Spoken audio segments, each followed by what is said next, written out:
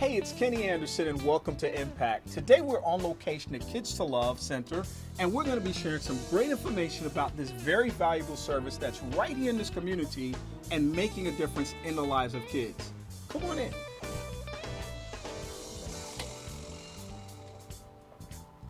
For 12 years, Kids to Love has been making an impact in this community and touching the lives of some very special children. I have the founder of that organization, and I'm really delighted to be able to have this chance to talk to her today. She's none other than Lee Marshall, Hello. a very familiar face, and not just in the Tennessee Valley, but beyond. But thank you for being here today. Thanks for coming in and seeing all the amazing things that we're doing for our kids. Yeah, and actually, I'm saying thanks for being here. I'm actually should be thanking you for allowing us to come in and be here on location today at this great facility. This is special to It be is. here. Yeah, and I tell people all the time, you just need to come and see it. You know, we, as many nonprofits, had struggled and fought to grow, and we were gifted the deed to this building earlier this year, which is a God thing. Yes. And we have been able to really put some roots down with the programs that we have provided for a long, long time. And now we're able to grow and really to fulfill a lot of my vision, and that's to make an impact on these older kids who are aging out of foster care. And it gives our volunteers a great place to come and work. Well, Lee, tell us what Kids to Love is. I know a lot of people perhaps have heard about it, and you got two major components in there, kids and love. So tell us how that all comes together. Yeah, and when we bring it all together, it's a beautiful thing. Yes. Kids to Love, we started in 2004. It goes back a lot further than that for me. I was a foster child.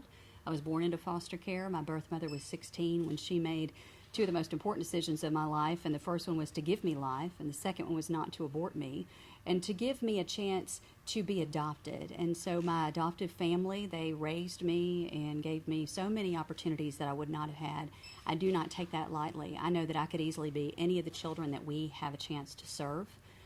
So with that comes a huge responsibility that God has called me to, and over the past nearly 12 years now, we have worked to really put that vision into a structure and provide Christmas gifts to more than 1,000 kids every year, more than 5,000 backpacks, because I really believe education is key.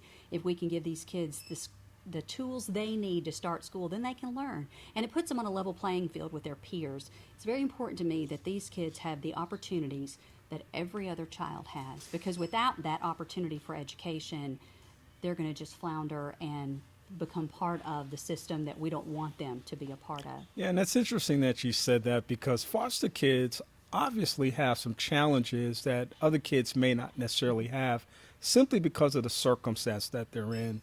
Talk a little bit about some of those challenges and how your organization seeks to maybe address some of those things, in addition to the kinds of giving that you do. I know it's much more than that. Right.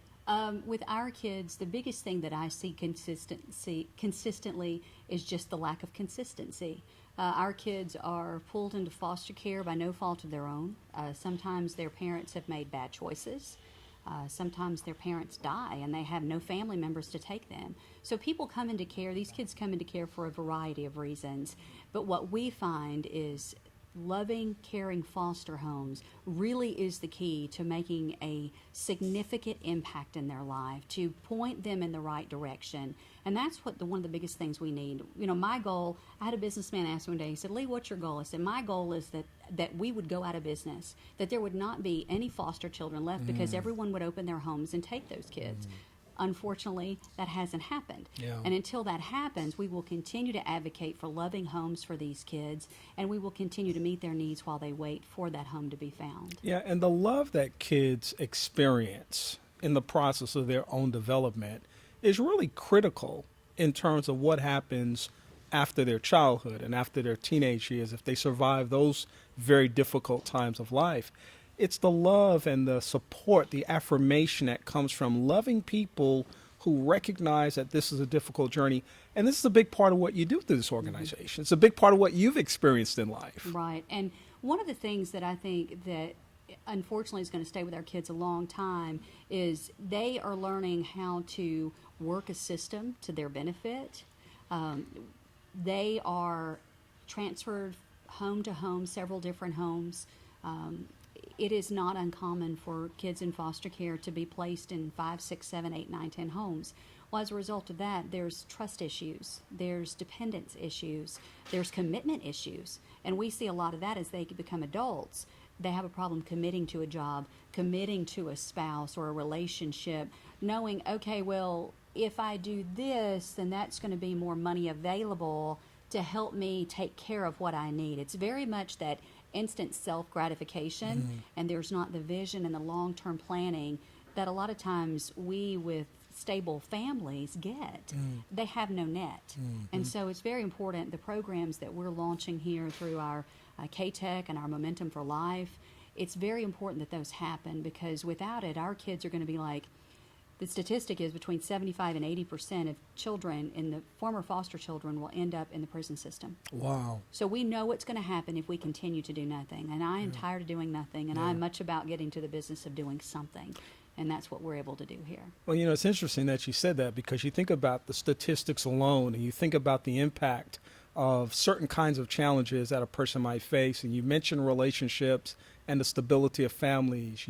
You talked about the risk factor and the vulnerability of kids to end up in the prison system, which also suggests they've dropped out of school perhaps. There's teen pregnancy, gang activity. There are all these things that kids will actually become more vulnerable to if they don't have these opportunities. And that's why I know you've been such a passionate advocate for so many years. I wonder what keeps you going every morning when you wake up. I can only imagine what's going on in your mind and your heart. And it is a heart thing for you, I know, but just talk about what keeps you going every day, because you've done this for so long. Well, you're assuming I sleep, first of all. Bad assumption. I don't sleep. I'll sleep when I die. But, what keeps me going are seeing the successes that we're able to have. And, I've said from the beginning, if we can make a difference in the life of one child, then all our efforts are worth it. But we're making differences daily. On Thanksgiving, I get text messages from... and I call them my kids because they are. And David, one of our scholarship recipients, who is working on his master's at the University of Alabama. He graduated from UNA with a bachelor's in social work last December. He is our first scholarship recipient to go toward a master's, and he is knocking it out of the park. Wow. I have another young man, Jacoby, who is about to get hired on as a local firefighter, and he has worked his firefighter off to get there because it's people that have told him no. And that's the thing with these kids. They've been told no all their lives. And we're encouraging them to challenge that and to want more and to pursue more. And so for me, it's just a lot of it is doing the impossible. I had people from the very beginning say, oh, you'll never make this happen. You'll never do this. And unfortunately, I'm inspired by the word no.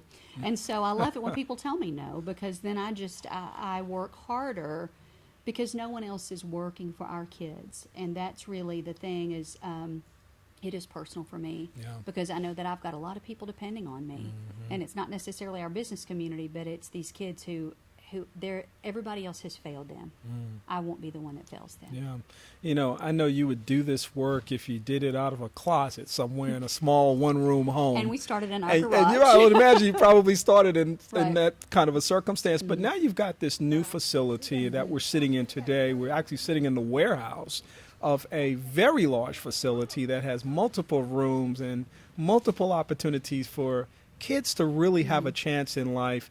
What does that all mean to you as you sit back at this moment and just kind of take it all in? And as I know it continues to evolve, what does this moment mean for you as you continue to grow? It just shows that God is faithful with his promises. And when he calls us to do his work, and it's all about him. It's not about me. I am very much the vehicle that he has chosen to use to get this done. And I'm humbled that he has called me to do that. But when I look around, I think of the years that we started school supplies in our garage, my dad and I, and my garage isn't that big. I think about the time that we were given donated space for a warehouse. I think about the times that we were told we had to leave that donated space. I think a lot of times people see the end result, and it's magnificent. But there has been a lot of fighting and struggling and a lot of tenacity along the way to get to where we are. I have people all the time that, they want to start a nonprofit. And Lee, what do I do? And I'm like, don't. Don't. Yeah. And what you need to do is you need to make sure that there is no one in the community doing what you want to do. Because I think what happens so many times is we water down our efforts, and we need to strengthen the spokes of those wheels. What I found after a long time of running, because God called me to do this, and I said, no. I'm sure I can find someone else that's doing it, and I can just help them. There's no one else doing what we're doing. Had I known, I'm not so sure I'd have signed up for it. But now that we're here and I see God's blessing and His favor and His provision, there's nowhere that I'd rather be. Yeah. Well, I know it's just been an awesome experience and an amazing journey. In the last few minutes that we have, I want you to give a shout out to some of your favorite people Oh, wow. who are your volunteers. Oh. And you can't do it without them. I know you really have a great value in them. You constantly affirm them, and you constantly need them. So talk a little bit about your volunteers just for a few moments. And that's really been the strength of our organization. We're very much a grassroots organization, and we started from nothing, and we've grown to this 13,000 square foot facility. But we have every year over 1,000 volunteers, and they are constantly, how can we help you? How can we do this? Miss Eugenia that's in wrapping, from the day we start wrapping, she will be here until the day we shut the door. Wow. And it's just people who have a heart for kids. There's no way we could do it without the many hands, and many hands make light work. And it never fails the day that I think that I'm a little I'm overwhelmed daily, but in a great way. We all have volunteers reach out, hey, what can I help you do? And so for me, it's been a lesson in delegation. And as a type A personality, it's hard for me to delegate. But God has brought some amazing people in my path, and that's been my prayers. Bring me capable, willing people that have the heart for the service that we're doing, and then give me the strength to trust them. Yeah. And that's what we're able to do with our thousands of volunteers. Well, that's awesome. I had a chance to come to the open house, and I saw some of the energy from those volunteers and some of your supporters and some of the great advocates that we have in this community that really stand behind you and make Kids to Love everything that it needs to be. Tell us how people can get connected to you if they want to volunteer, make a donation, or just maybe come down and look at the facility and see what's going on, because I think that's a great starting place just to see what's happening here. How can people find you? I know you're on social media and stuff, so just give us all that great information. Well, and a lot of times people say, what do you need? Or I feel like I want to help, but I don't know how. And I tell people, come and see what we're doing. Yeah. And then you tell me what your strengths are. That's Because right. I used to try to assign people roles, and that did not work real well for me because I didn't know their strengths. So if people want to be a part of it, we're on Facebook, and we're very active on Facebook, our Kids to Love page. When we have immediate needs for our kids, that's the quickest way we can get that out there. We are on Instagram. We are on the Twitter. We are, our website is kidstolove.org, and there's a place there that people can sign up to volunteer, and we will send emails out when there are volunteer opportunities. That's the other great thing about having a facility like this is we're going to have more volunteer opportunities to utilize those who want to help us even more. Yeah, and Lee, I know this won't be the last time we're talking, because I know that there are a lot of exciting things that are happening that 2016 is we're going to talk about some of those in a later show perhaps, and I look forward to that. But it's been great talking to you today. Thank you. And on behalf of our broadcast Impact, we certainly support everything that you're doing and just wish nothing but the best for you. So thank you for being my guest Thank today. you. We want to thank Lee Marshall. I almost forgot. I got so caught up in the fist bump. She's such a great person, and really love talking with her today. We hope that you will take an opportunity to check out Kids to Love. Come on down to 140 Castle Drive in Madison address, but Huntsville location. That's a little bit of a story as well, but it happens. And we want you to come down and find out more about it. Kidstolove.org is the website. And you can always find them on all of the social media sites, Instagram, Facebook, Twitter, and we'll post that information as well on our website and our Facebook page.